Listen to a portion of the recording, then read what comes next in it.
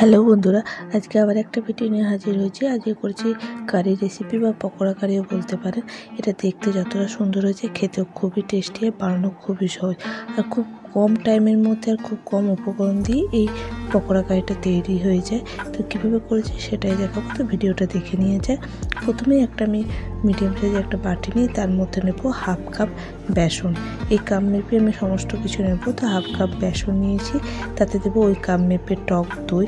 দইয়ের পরিমাণটা একটু বেশি দিতে হবে, মানে ডবল। তো এরপর বেসনটা টক দইয়ের সাথে ভালো করে মিশিয়ে নেব।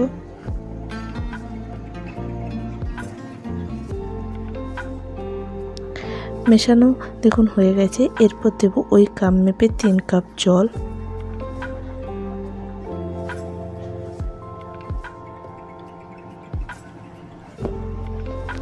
জলটা দিয়েও ভালো করে বেসন আর টক দইয়ের যে মিশ্রণটা করেছি সেটা ভালো করে মিশিয়ে নিতে হবে।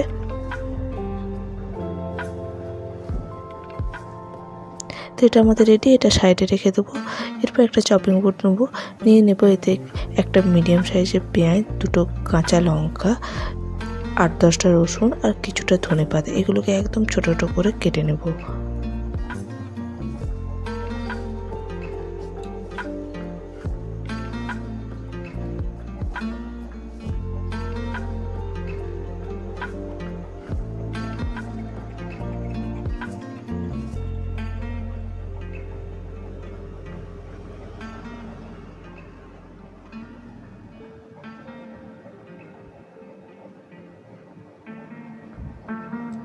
এরপরে একটা বাটির মধ্যে এই পকোড়া তৈরি করার জন্য পেঁয়াজ কিছুটা নিয়ে নেবো, কাঁচা লঙ্কা 2টো দিয়ে দেবো, কিছুটা রসুন কুচি আর অনেকটা পরিমাণ আমি দেবো ধনেপাতা কুচি।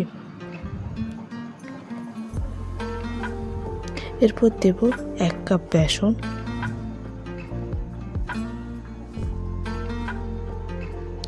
দেব স্বাদ মতো লবণ,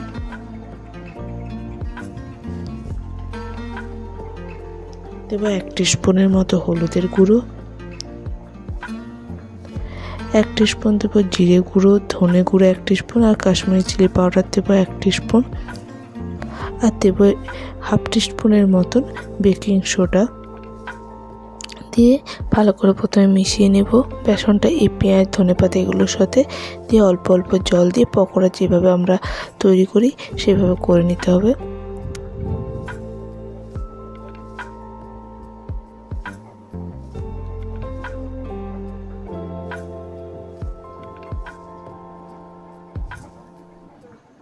তো পকোড়ার যে মিশ্রণটা তৈরি হয়ে গেছে, এটা আমি সাইডে রেখে দেবো। এবার গ্যাসের মধ্যে একটা কড়াই চাপিয়ে তাতে বেশ কিছুটা তেল দিয়ে দিচ্ছি। তেলটাকে গরম করে নেব। গরম হয়ে গেলে পকোড়াগুলো তেলে ছেড়ে ভেজে নিতে হবে।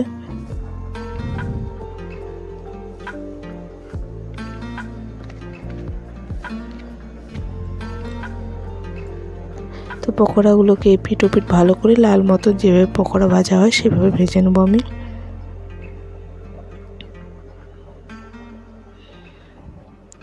তো পকোড়াগুলো ভাজা হয়ে গেছে, এবার তেল থেকে উঠিয়ে সাইডে রেখে দেবো।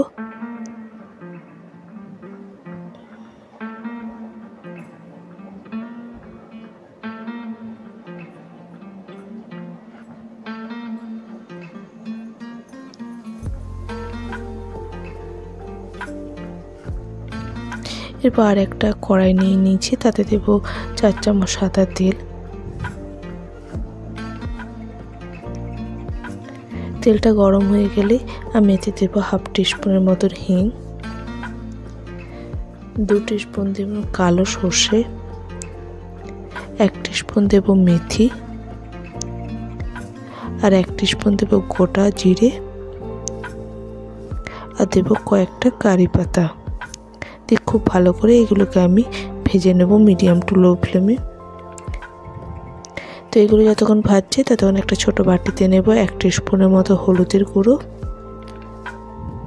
আর দেব এখানে হাফ কাপের মতন জল। এই বাটির মধ্যে দিয়ে হলুদটাকে জলের সাথে গুলে নেব। তো এদিকে এগুলো ভাজা হয়ে গেছে। এরপর এতে আমি এই যে হলুদ গোলার জলটা সেটা দিয়ে দেবো।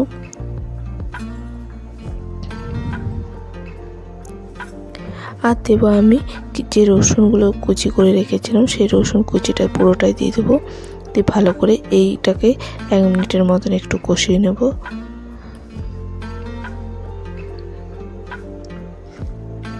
এক মিনিট পর দই আর বেসনের ঘোলটা আমি দিয়ে দেবো, দিয়ে ভালো করে মিশিয়ে নেব।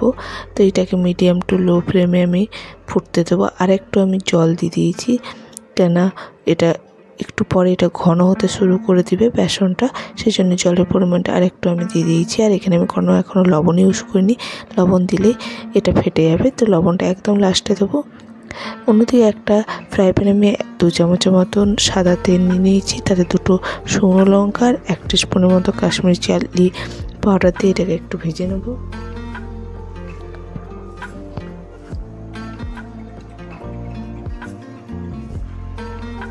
ভাজা হয়ে গেছে, এবার এটাকে গ্যাস অফ করে সাইডে রেখে দেবো। অন্যদিকে আমাদের কারিটাও দেখুন অনেকটা ঘন হয়ে আসছে। আর এটা ক্রমাগত কারিটা তৈরি করার সময় ক্রমাগত খুন্তি দিয়ে নাড়তে হবে, না লেগে যাবে। তো কারিটা যতটা গ্রেভিটা রাখতে চান সেই হিসাবে রাখতে হবে। তো আমার এই কারির গ্রেভিটা আমি এরকমই রাখতে চাই, আর বেশি কম করতে চাই না। এরপর এতে পকোড়াগুলোকে অ্যাড করে দেবো, আর গ্যাস অফ করে এরপর লবণটা দিয়ে দেবো।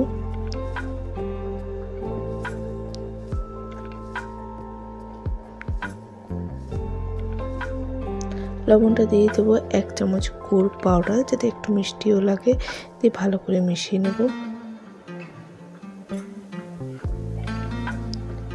এরপরে এতে অ্যাড করে দেবো যে কাশ্মীরি চিলি বা শুকনো লঙ্কা তেল দিয়ে যেটা ভেজে রেখেছিলাম সেটা, আর দেবো কিছুটা ধনেপাতা কুচি। তাহলেই আমাদের কারি একেবারে রেডি, বা পকোড়া কারিও বলতে পারেন। এটা গরম গরম ভাতের সাথে খান, খেতে খুবই ভালো লাগবে। তো এইভাবে আপনারা তৈরি করে নিতে পারেন। তো আমার এই ভিডিওটা ভালো হলে অবশ্যই লাইক, শেয়ার এবং সাবস্ক্রাইব করতে ভুলবেন না। আজ এই পর্যন্তই, নমস্কার।